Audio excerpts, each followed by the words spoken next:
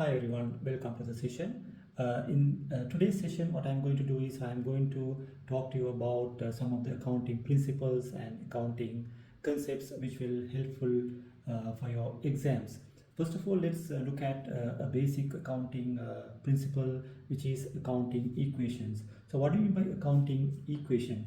The accounting equation is a fundamental principle accounting that represents the relationship between companies, assets, liabilities, and equity. And also it serves as the foundation for double entry accounting system. So what is the basic accounting equation? So the basic accounting equation is assets equals equity plus liabilities. So what do you mean by assets? Assets are the economic resources owned and controlled by the business. So assets includes cash, inventory, accounts receivables, land and buildings, plant and equipments, furnitures, computer equipments, and so on and so forth. Then liabilities. What do you mean by liabilities? Liabilities represents the obligation or debts of the business. The liabilities include loans, accounts payable, and other financial obligations. So when you say equity, also known as owner's equity, shareholders' equity. So this represents the residual interest in the assets of the business after deducting liabilities. So this is the residual interest in the assets of the business after deducting liabilities, which means when you take the total assets minus total liabilities, so that will be the net assets of the company, so which belongs to the owners of the business. So it's the owner's claim on the net assets of the business. That part is known as equity. So therefore, the basic accounting equation is assets equals equity plus liabilities. So I have made a separate video on this accounting equation, a comprehensive video. So what you can do is I'll just put the link below. So what you can do is you can go and watch that video for better understanding. Now let's move on to the prime entry books. What are prime entry books? The prime entry books refers to the initial books of accounting where transactions are first recorded before being classified and summarized in the general ledger. So before you record the transaction in the general ledger, it has to be first recorded in the prime entry books. So these prime entry books consist of 7 books. So these books are also known as books of original entry or day books. There are 7 prime entry books that we maintain. The first one is the cash book. So what is the purpose of maintaining a cash book? To record the cash transactions, cash inflows and cash outflows. So examples: cash sales, cash purchases, cash payments, and cash receipts. So we maintain cash book to record all the cash transactions.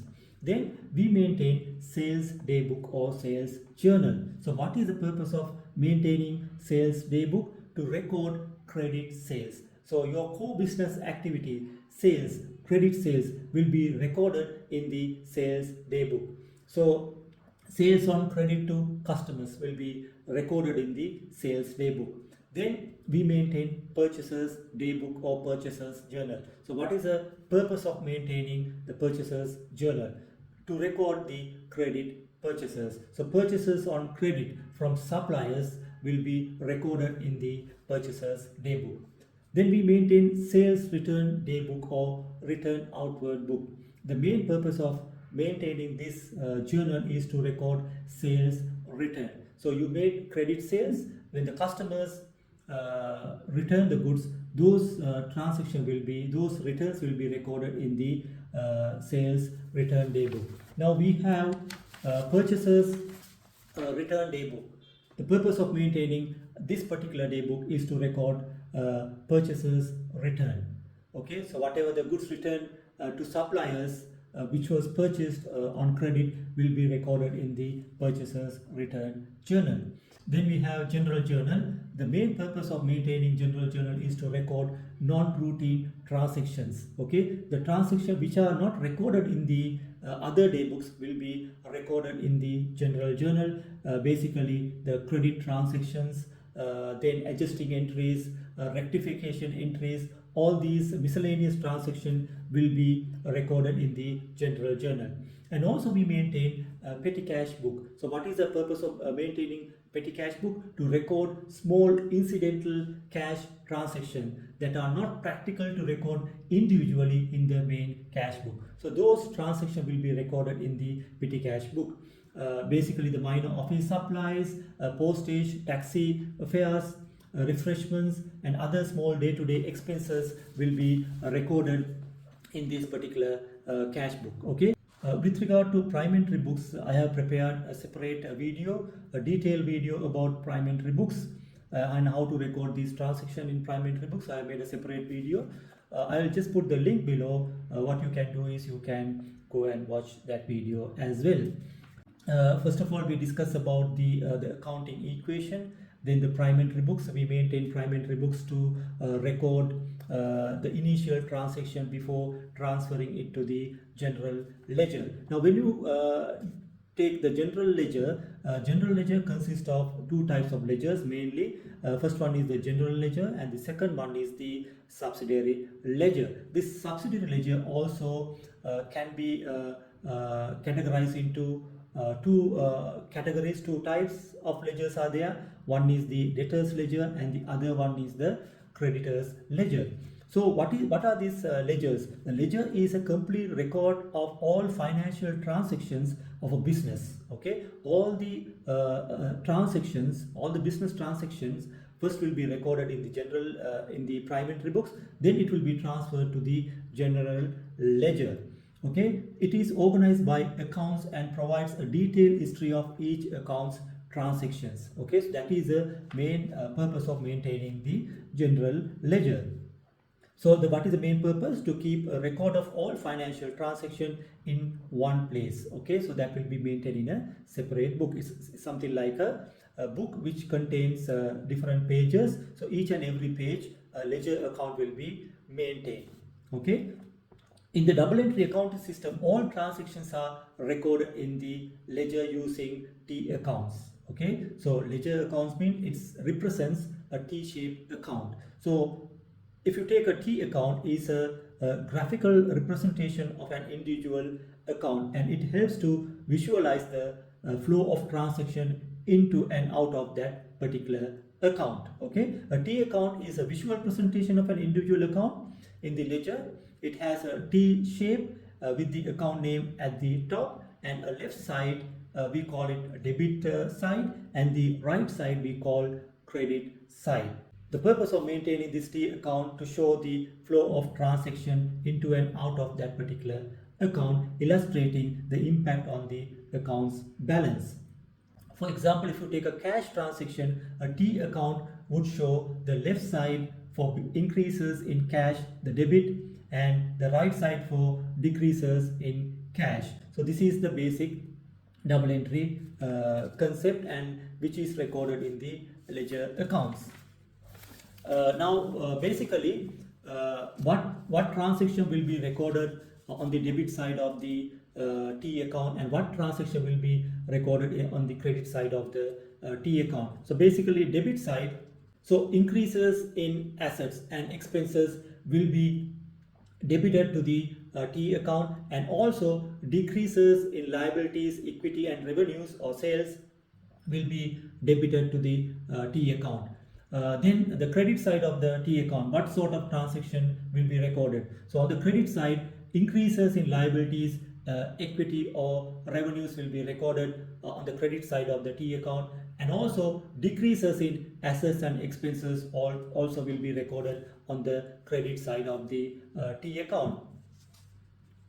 So we were discussing about the types of ledger. The first one is the general ledger, and the second one is the subsidiary ledger. So subsidiary ledgers are additional sets of accounts that provide more detailed information about specific subsets of accounts in the general ledger.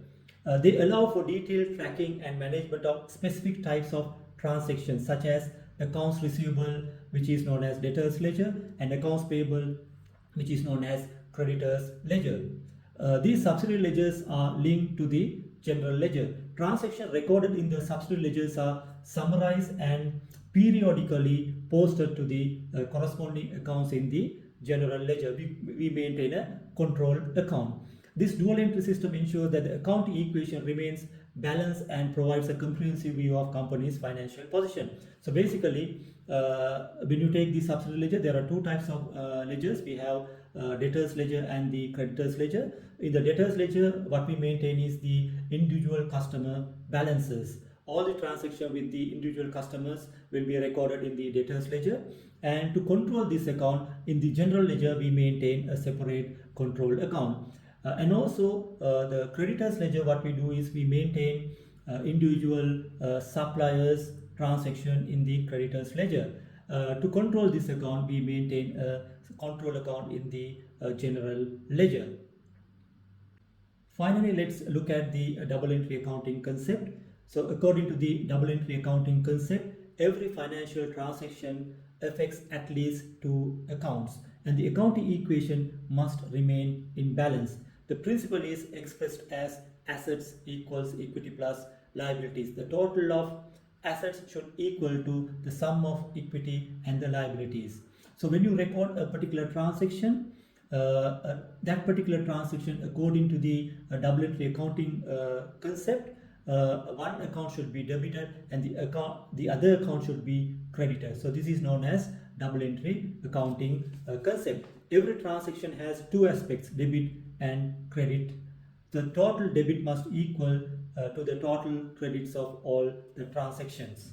For example, let's say if a company makes a cash sales, so what will happen from the point of view of the accounting equation? The cash of the business or the assets of the business will increase. As a result of that, that amount has to be debited to the what you call the cash account, the cash T account. Then what happens? There is a cash sales, therefore the company has made sales, so that will increase the equity. So therefore the sales account has to be credited. And also if a business takes out a bank loan, what happens is business receives cash, so therefore the cash account, it's an asset account, asset increases, therefore you need to debit the cash account or the bank account. And on the other hand, it increases the liabilities. The business has to pay back this loan to the company, so they are to the bank, so therefore it increases the liability. Increase in liability has to be credited. So this is basically the double entry accounting concept. So with regard to this particular topics, I have made a separate video on this particular topics. So what you can do is I will just put the link below. You can go and watch that particular video also. So I have made a video on control accounts and double entry accounting concept as well. So I'll put the link below. So what you can do is you can go and watch that particular video.